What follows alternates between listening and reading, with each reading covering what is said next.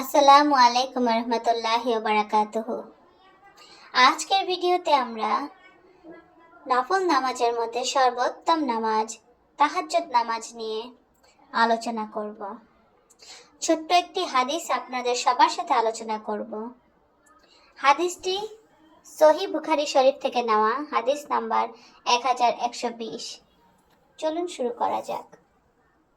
ইবনে আব্বাস রাদিয়াল্লাহু তাআলা আনহু তিনি বলেন, আল্লাহর রাসূল সাল্লাল্লাহু আলাইহি সাল্লাম রাতে তাহাজ্জুদের উদ্দেশ্যে যখন দাঁড়াতেন তখন দোয়া পড়তেন, হে আল্লাহ, আপনারই জন্য সমস্ত প্রশংসা।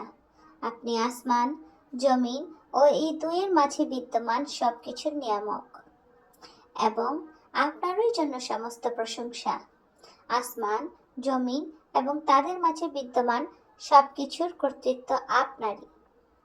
আপনারই জন্য সমস্ত প্রশংসা। আপনি আসমান, জমিনের নূর। আপনারই জন্য সমস্ত প্রশংসা। আপনি আকাশ ও জমিনের মালিক। আপনারই জন্য সমস্ত প্রশংসা। আপনি চিরসত্য।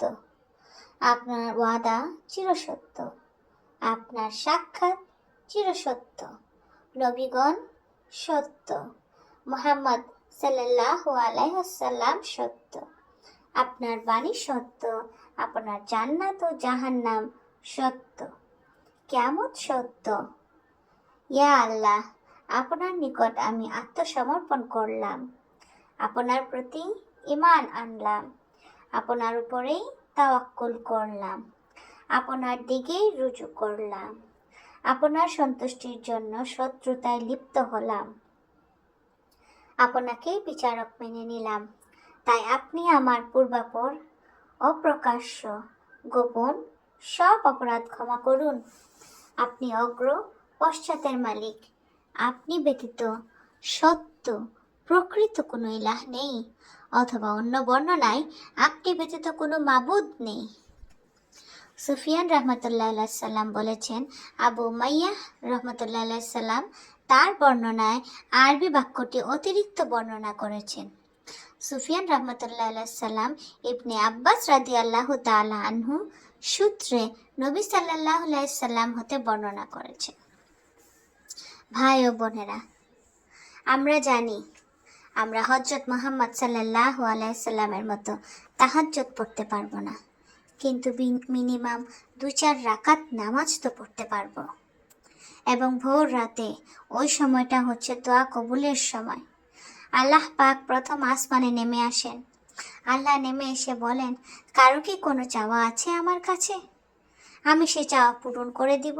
সুবহানাল্লাহ। কারো কি ক্ষমা চাওয়ার আছে? আমি ক্ষমা করে দিব। এভাবে ফজর পর্যন্ত আল্লাহ আহ্বান করতে থাকেন। তাই ভাই ও বোনেরা, জীবনে যদি সুখী হতে চান, আখিরাতকে যদি নিজেদের করে পেতে চান, সবচেয়ে উত্তম ও সহজ পথ হচ্ছে তাহাজ্জুদের নামাজ। আমরা চেষ্টা করব যে যতটুকুই পারি নফল নামাজের মধ্যে তাহাজ্জুদের নামাজ বেশি করে পড়তে। তাহাজ্জুদের নামাজের অনেক ফজিলত যা বলে শেষ করা যায় না। চলুন আমরা আল্লাহর পথে, ঈমানের পথে, দ্বীনের পথে, নবী ও রাসূলগণের দেখানো ইসলামের পথে চলি এবং নিজেদের জন্য